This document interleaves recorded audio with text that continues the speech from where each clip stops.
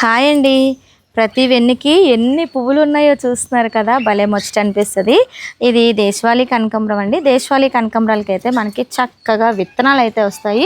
ఇలా బ్రౌన్ కలర్లో అయిపోయిన తర్వాత ఇవన్నీ తెంపి పెట్టుకుంటే ఇందులో కొన్ని విత్తనాలు అయితే దొరికితే మళ్ళీ మనం చక్కగా వేసుకోవచ్చు అనమాట. అయితే ఇప్పుడు పువ్వులన్నీ తెంపేద్దాము. మన దేశవాళీ పువ్వులతో పాటు మన దగ్గర వేరే కనకాంబరాలు కూడా ఉన్నాయి, అవి చూపించాను కదా, అవి ఇవి కలిపేస్తే చాలా చక్కనైన దండ అయితే అవుతుంది. తెంపిన తర్వాత ఎన్ని వచ్చాయో చూపిస్తాను. మిద్దె తోటలోని పువ్వులు కూడా పెంచుకోవాలండి, మంచిగా పాలినేషన్ అవుతుంది అనమాట.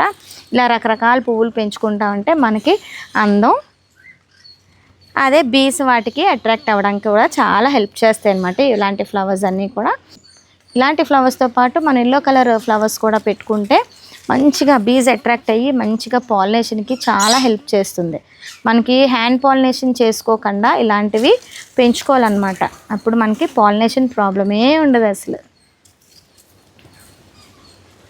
ఈ కనకాంబరం మొక్క అంతా ఒక్కటే మొక్క అండి, ఏదో 2-3 మొక్కలు వేసానని అనుకోవద్దు, ఒక్కటే మొక్క. చూస్తున్నారు కదా, ఈ కాండం కూడా ఎంత పెద్దదైందో, కొమ్మలు కొమ్మలు వచ్చేసినాయి అన్నమాట.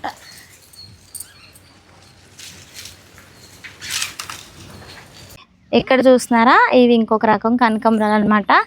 అందులోనే మనకి పసుపు కనకాంబరాలు కూడా ఉన్నాయి.